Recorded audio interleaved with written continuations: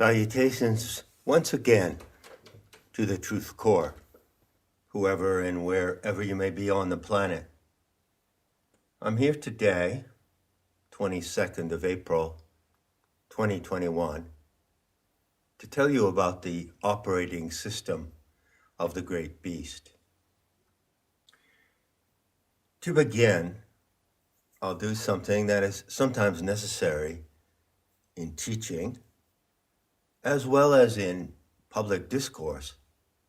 That is to say, I'm going to tell you what I'm going to tell you. What I'm going to tell you is all about power. Now, maybe you saw my video, one of the rare videos I've done, where I talked about Gnosticism and shamanism. You can find that on Planetary Tantra, on Nemeta. In that talk, I admitted, quite frankly, that I love power. And I explained what I love about it. Specifically, I'm not talking about power over others or control over others. I use the expression power with others, power sharing. And in fact, power sharing is a short definition of Planetary Tantra.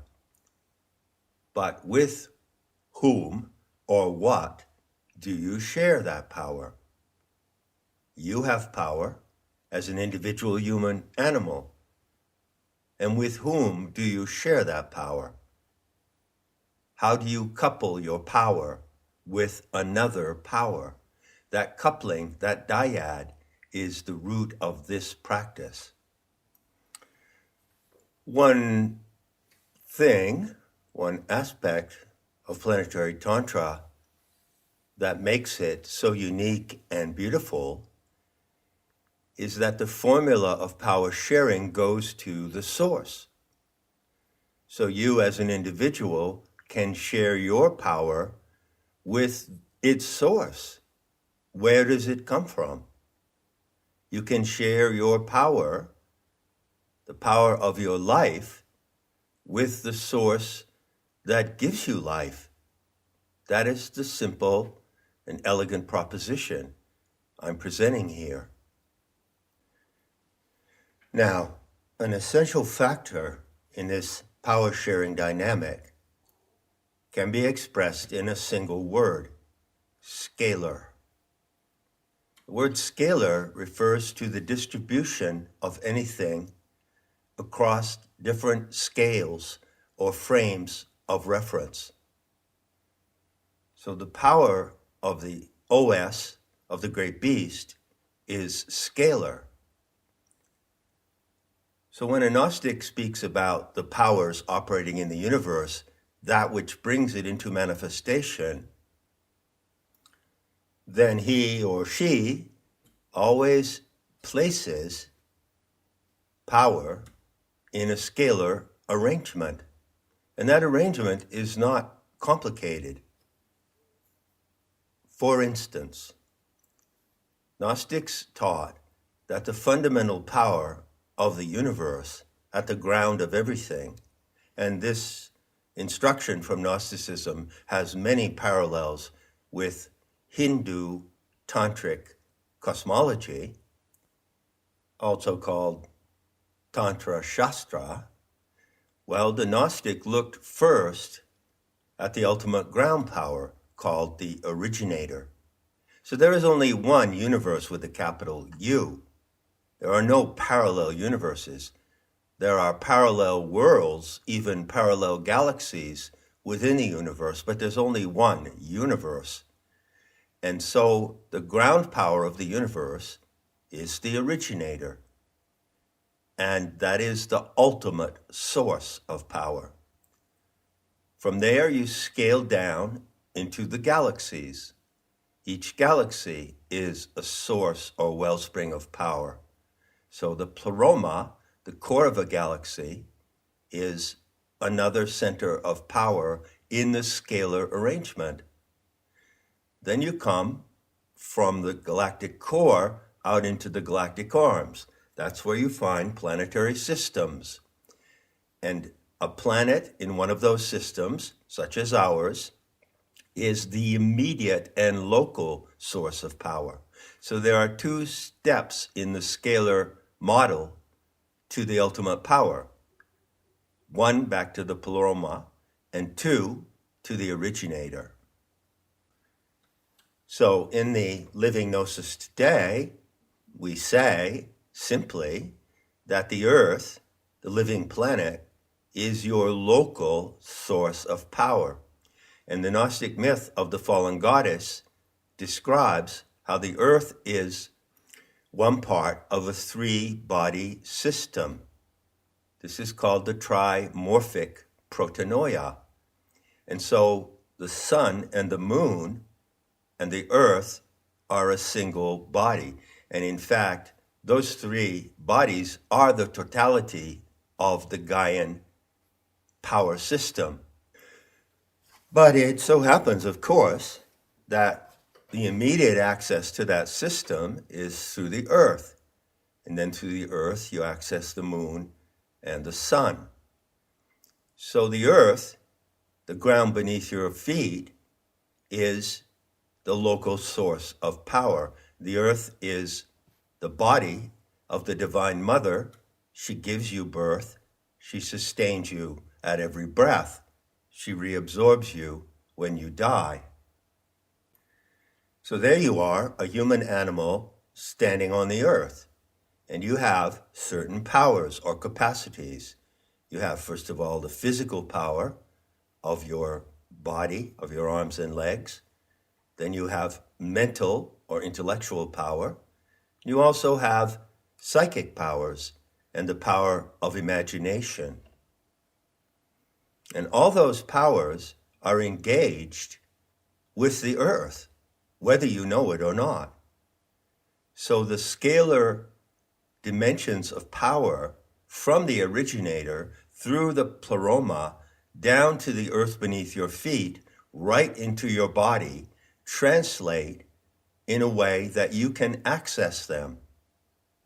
And because it is a scalar distribution of power, everything that is in the entire system at the different levels is accessible at every level. The question is, how do you access it and how do you handle it? Just asking for a friend. So that being said, let's look again at the details of chapter 13. By the way, I've said that chapter 13 is at the apex of the story arc of the book of Revelation. Actually, the apex is the hinge between chapter 12, which stands on the left side of the triangle, going up, and chapter 13 on the other side of the point, going down to the conclusion. Now, to get what I'll call an inceptive understanding, that is to say, where you begin to understand or learn anything, let's look again at chapter 13. As I argue, as I contend, it contains precise and meticulous details about the operating system of the great beast that could only have been known to a Gnostic. And the same applies today. It is only through the learning and practice of a living Gnostic today that the presence of Gnostic sabotage in the book of Revelation could be detected. It was planted there at that time to be detected now, but it could only be detected by those who have the sufficient or adequate background to do so. There are 18 verses in chapter 13, and that is no accident. And I would also have you note that chapter 11, which I cited specifically verse 7, which describes how the great beast, the interior powers of the earth, will rise up and make war upon the Almighty and those who are in the company of heaven.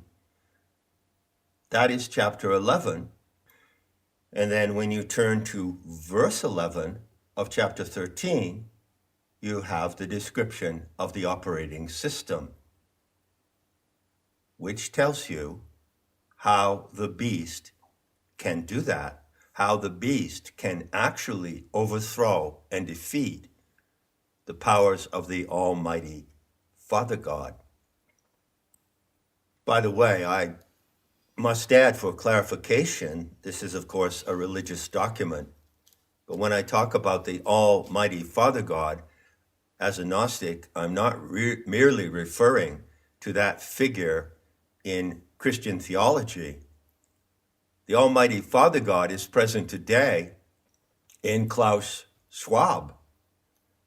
The technocracy that seeks to dominate and run the world using AI is nothing but a late modern iteration of the powers of that Judeo-Christian Father God, whom the Gnostics identified as a demented alien. So is it any wonder that everything you see in the program coming from the global technocrats, the globalist masterminds, appears to be and is actually alien to human life, to the human mind, to society, to the animal world, and to the earth itself. The source of Judeo-Christian theology is alien and extraterrestrial, as is the source of AI technology. Remember that the Gnostic teachers, the initiates who visited the Petrolona cave, took a hand in organizing the chapters and verses, and they did so with careful attention to the numbering.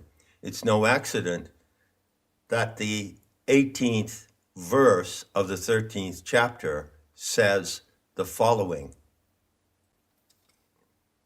Here is wisdom, the Aeon Sophia, your divine mother, the living planet. Let whoever wakens to her presence compute the number of the beast, for that is also the number of humanity. And that number is 6 plus 6 plus 6. So the number of the beast is the number of the earth and the power of the earth, as well as the number of humanity, not the number of a man, andros, but the number of anthropos, the human species. 666 is the number of humanity in the Gnostic computation. And so it is correct always to add the 3 ciphers so that you know that that number is 18. And the number 18 identifies the presence of humanity on earth in the same way that a number in the table of elements like hydrogen, oxygen, nitrogen, sulfur, in the same way that a number in that table identifies that substance. Everything is material. By the way, as a footnote, I can add that the appearance of the word earth in these verses comes directly from the Greek gamma epsilon. Now there are 2 E's in the Greek alphabet. There is eta, which looks like an E, and there is epsilon, which looks like an N with a long leg. Gay. That is the word for earth, which appears repeatedly in these verses. Is there another reference in these verses that refers to this decoding, namely that 18 is the number of humanity? Well, look at the description of the lesser beast. It arises out of the land, compared to the great beast that arises out of the sea. Well, what are the plain facts of human evolution expressed in that distinction? All life comes from the sea. Primordial life comes out of the sea. That reference points you to the source of life, Ge or Gaia. But human life does not live in the sea or on the sea. It lives on land. So the lamb with two horns comes out of the land. The Greek koine of the New Testament in Revelation says exactly that, ektes geis, out of the earth. We all have two mothers. You have your biological mother, unique to you, as do I. But we also have the same mother, the same divine mother, the living earth.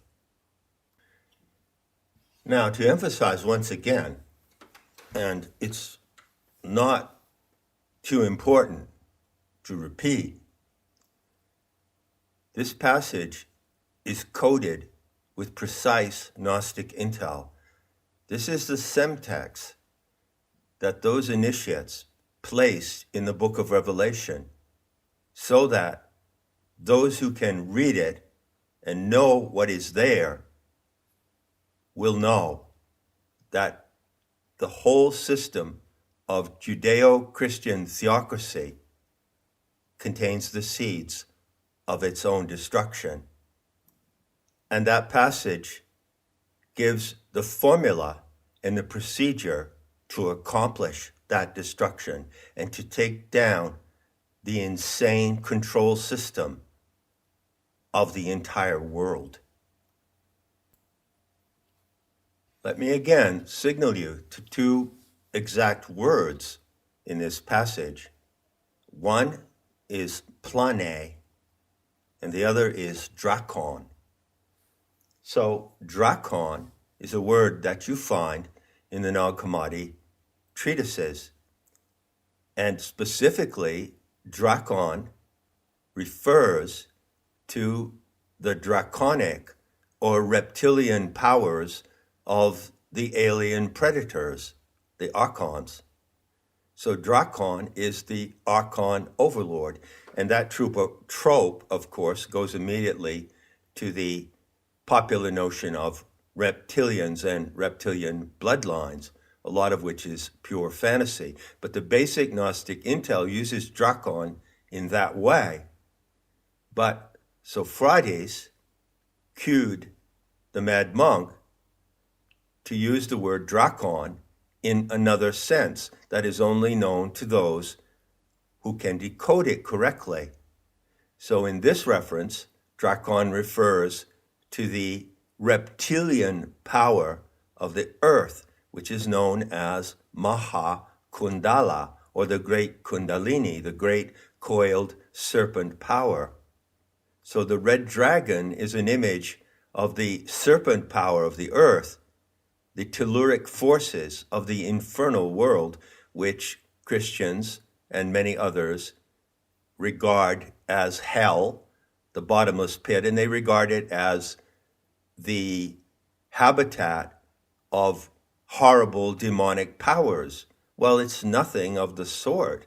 The interior of the earth is the habitat of the draconic serpent power of the planetary animal mother.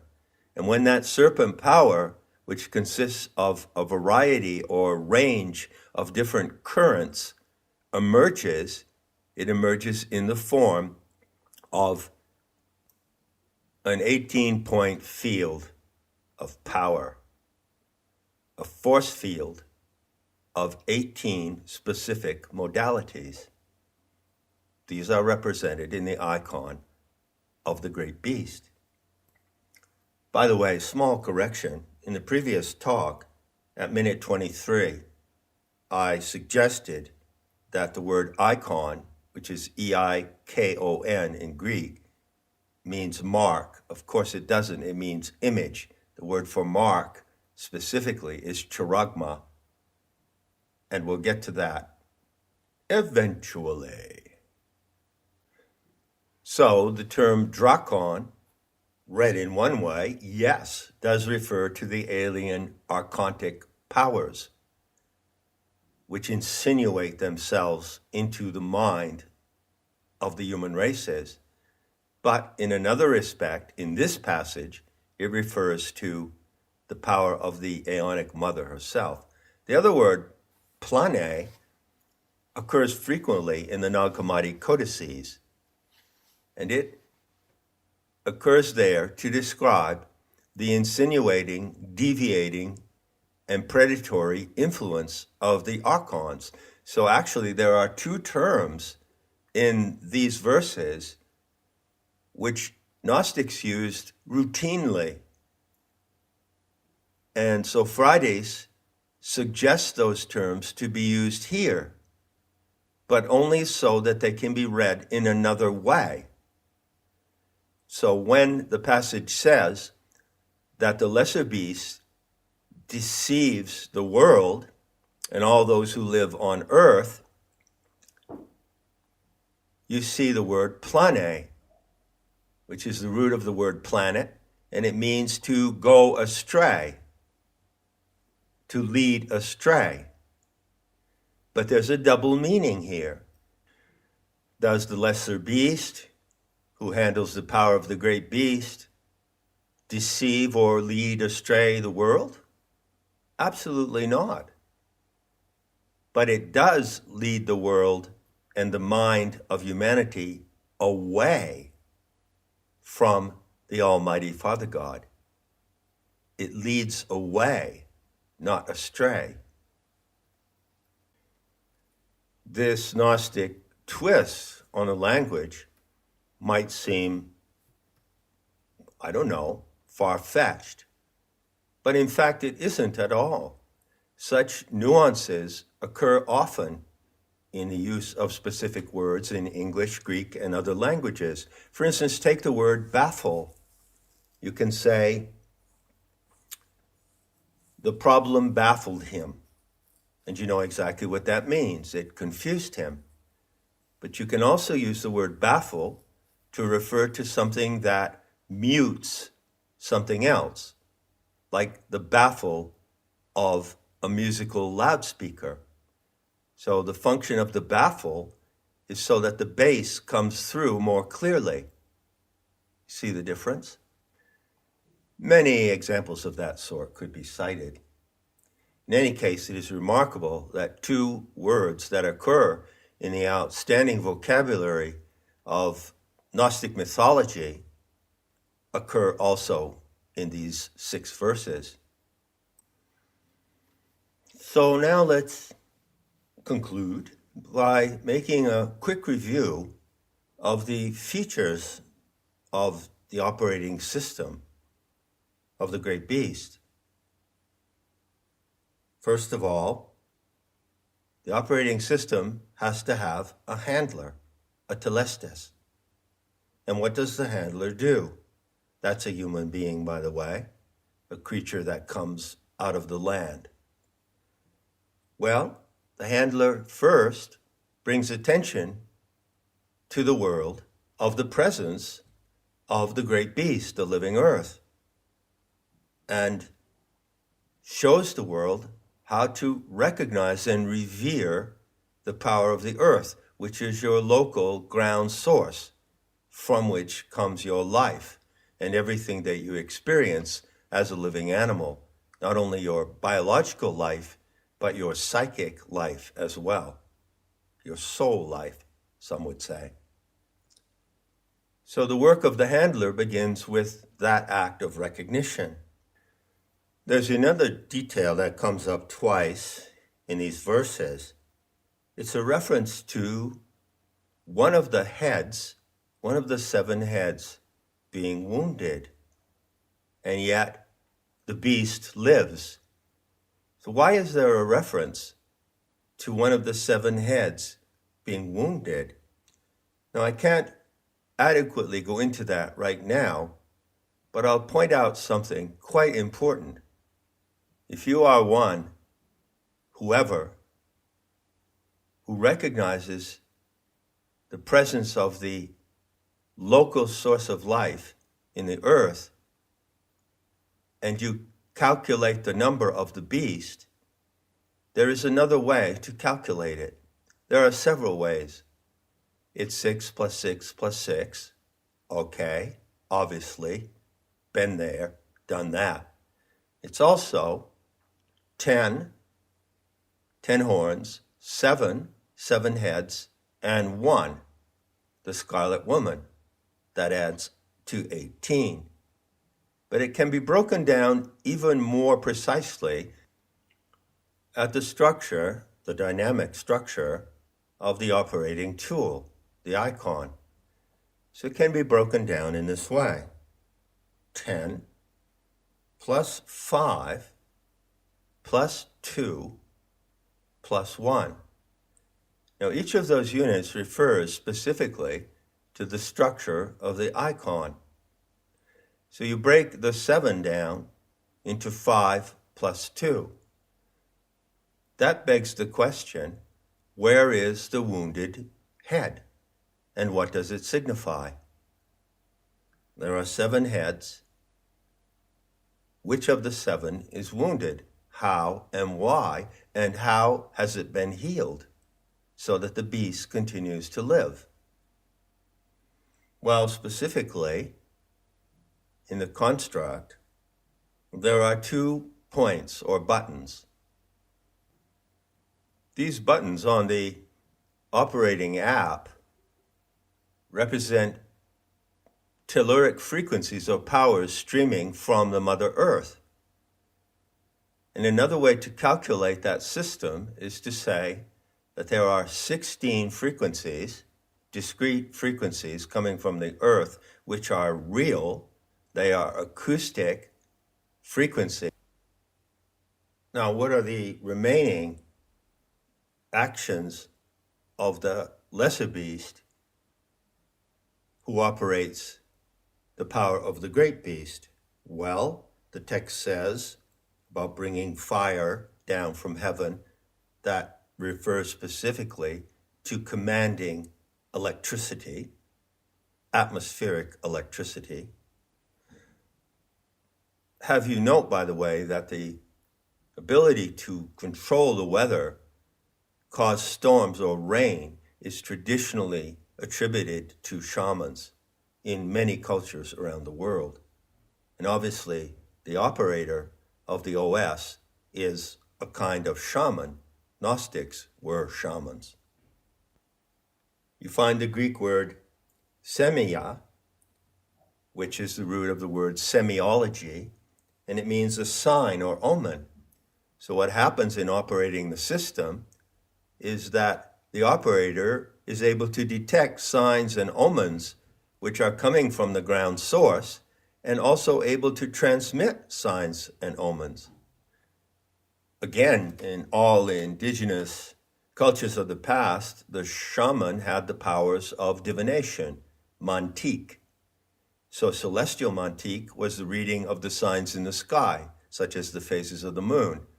Many other forms of mantique were demonstrated lavishly in ancient texts and among some surviving indigenous peoples today. That is to say, reading the signs of nature, the flight of birds, the flow of water, the arrival of a ladybug on your hand, the flight of dragonflies. Countless examples of the signs and omens commanded by the lesser beast. The text says, in translation, that the handler gives life to the icon. It uses the Greek word pneuma, which is often translated as spirit. But I think life is a better translation in this case. So How does the handler give life to the icon? Well, the icon already has life in an extraordinary way, as I've already explained. And the handler joins his or her life force, the very vital power of the body, as well as the psychic powers of the soul and spirit, and joins them co-dynamically with the powers of the icon, and by extension, the powers of the great beast. This is actually how the operating system works, and you don't have to take my word on it. You can use it. Certain people do, routinely. Finally, 2 more points, which are specific in this passage.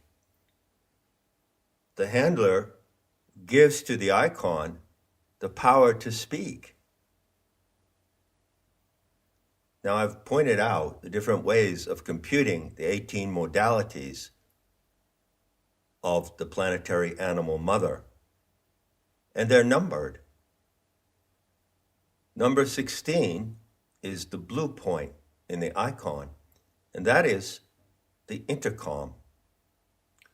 So all in all, the tool for the operating system can be called a transceiver, meaning that with this tool, you both receive and send to the mother source. But additionally, it has a special feature in the center, a little below center, which is the intercom. So the icon can transmit through language, and the users can transmit through the icon. It is, in fact, an integrated telepathic system. It has that function. That's the 16th modality. And finally, most outrageously, it does say this. I am not making it up. It says that the lesser beast uses the icon to kill. Now, this again is nothing new. If you look at the primary qualification of a shaman in any culture, there are 2 basic abilities the shaman must prove. First, the ability to go into the nahual, or the supernatural, beyond the border of ordinary awareness, and to return and bring to the world what was discovered in the nahual. Incorporated into that ability are 2 other capacities, so there are really 3. One of them is the shaman heals. Really, nobody heals. It's the earth that heals through the shaman. And second, shamans have the ability to kill. And traditionally, they spend a hell of a lot of time working with that power. So you hear stories coming out of the Amazon or whatever of various tribes like the Shipibo or the Hivaro, who spend a lot of time sending magic darts back and forth and having shamanic battles. And it's nothing new, really. But when it's incorporated into this power system, it is something new. It is something of the now and the future. Although you can compare it to shamanism in the past, in a way there's no comparison, because it excels and outscales any previous system of shamanic practice. So having come to the end of that review, we, together, if you can stick with it, reach the grand conclusion. And that comes in the form of a question. Why is the operator of the great beast like a lamb? And why does it have 2 horns? Now again, that is a question that could not possibly be answered by anyone who is indoctrinated and mind-controlled by Judeo-Christian religion or Islam or Hinduism or Buddhism or any other religion in the world. What Sophrades interpolated into the visions of the mad monk was intended to be read over time by those whoever had the power and the faculties to read it, and not to anyone else. But once it has been read and decoded, it becomes knowledge available in the world at large, and that is now. Like a lamb. Well, what does a lamb look like? Well, it's soft and fluffy and white. So what is soft and fluffy and white to a Gnostic? Well, that would be something called the organic light. The organic light is the naked body of the earth. When you see the Earth Mother, Sophia, who did not create this planet, she turned into it, you see her garments, her raiment, her clothing. All of nature is her clothing. When you encounter her naked, you see her primary substance body, which is a mass of organic light, which does appear to be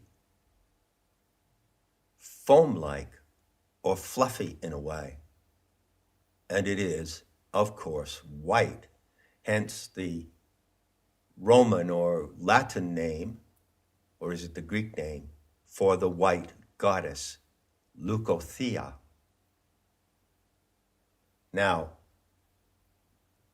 the handler then is someone who sees that naked presence. That explains how the handler is like a lamb. What about the two horns? Well, look again at the elegant and commanding figure of Sophrades. How could she do what she did? How could she, in a benevolent way, manipulate the dementia of this monk? She did it using two faculties, two skills. I specified what they were. And I submit to you that only someone who can manage these same two skills in an impeccable way is qualified to handle the operating system. These skills are the two horns of the Lamb, and they are the power of reason and the power of imagination. Enough said, and I'll be seeing you in the beauty to come.